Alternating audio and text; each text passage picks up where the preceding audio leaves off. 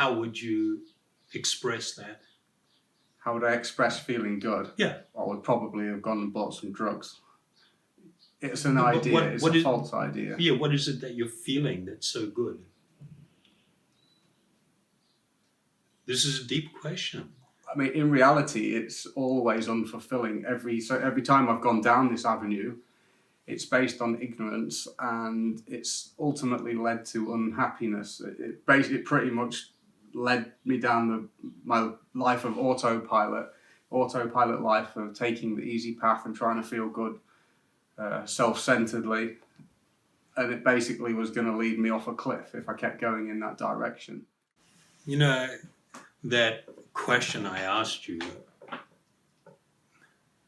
what is the good feeling that you feel? If you had to actually put it in words,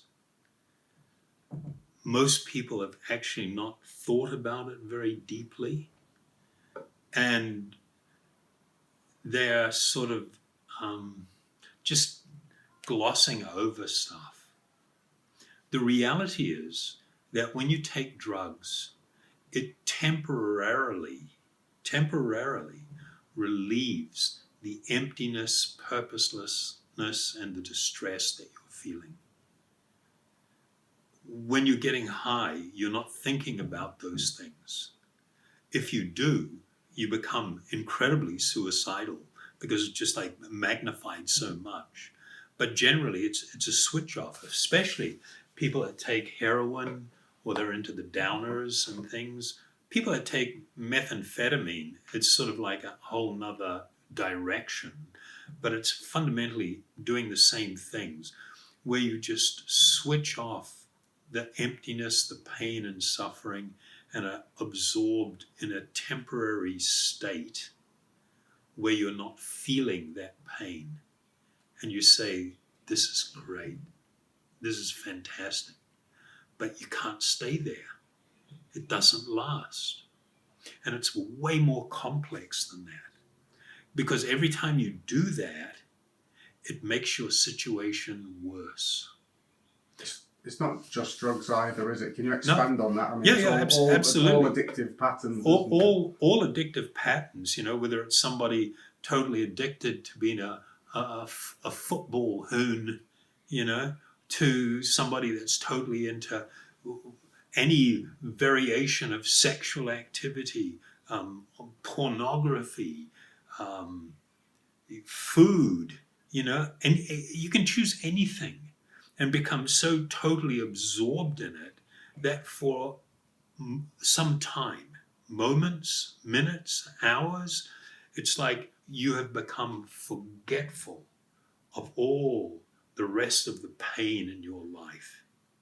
You become forgetful. So my spiritual master, my guru, he used to liken it to, like in the olden days, in the UK, Europe, it was pretty common to, they had what was called a dunking stool. And they used to, it's like a chair on a long pole, with a fulcrum. And they strap somebody in it as a punishment. And they dunk them underwater. And when they're underwater, and at the point where they've just totally run out of breath and they're just going to inhale water, they yank them up out of the water, and it's like, and then all of a sudden, down again, and then a hole in their breath, and they're just struggling and freaking out, and just when they're going to lose it, out of the water again, you get another breath of fresh air. For a person in that condition, that breath of fresh air is unbelievably happy. It's a relief. Whereas the common person is breathing every day and it doesn't make any difference to them.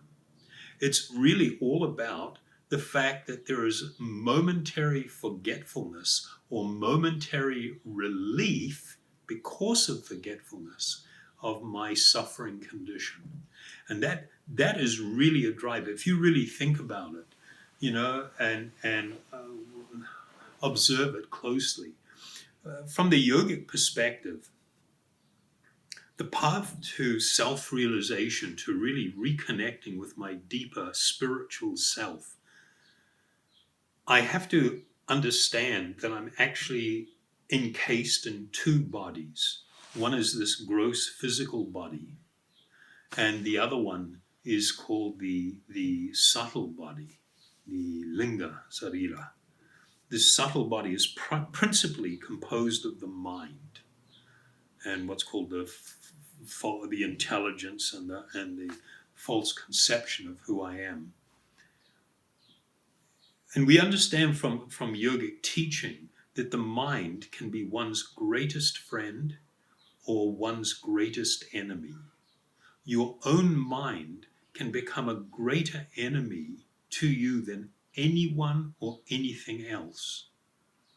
And that's a stunning idea.